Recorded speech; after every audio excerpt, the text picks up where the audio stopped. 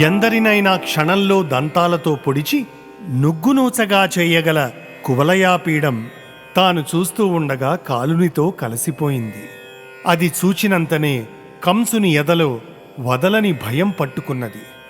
తన్ను తాను నిలువరించుకోలేకపోతున్నాడు. అక్కడ మూగిన జనం కృష్ణుని గూర్చి గుసగుసలాడుకుంటున్నారు.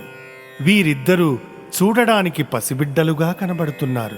కాని వైష్ణవతేజమే ఆకారం ధరించి మన కనుల ముందు సాక్షాత్కరించినట్లుగా ఉన్నది.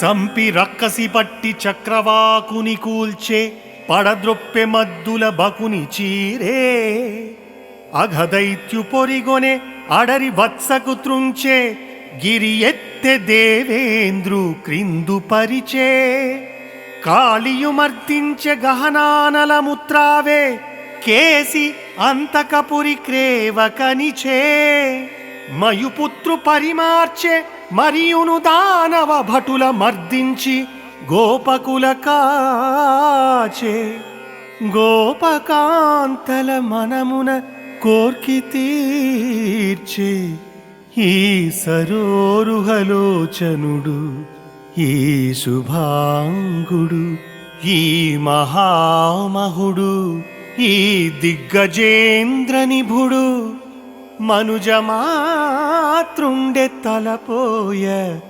మాధవుండు ఆ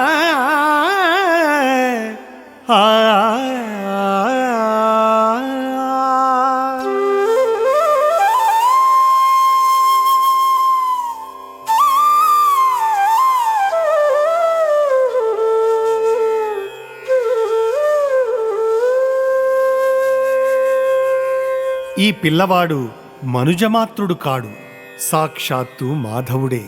ఎందుకంటే పూతన అనే రక్కసిని పాలు తాగే పసిప్రాయంలోనే చంపివేశాడు. సుడిగాలి రక్కసుని కూల్చివేశాడు. అఘాసురుని వత్సాసురుని చంపాడు. మద్ది చెట్లను కూల్చాడు. గోవర్ధనగిరి నెత్తి పట్టుకుని దేవేంద్రుణ్ణి కాళ్లబేరానికి తెచ్చాడు. కాళీయుని పడగలపై చిందులు త్రొక్కాడు. దావానలం మింగి తన వారిని సంరక్షించాడు. కేసి అనే రాక్షసుణ్ణి యమపురికి పంపాడు.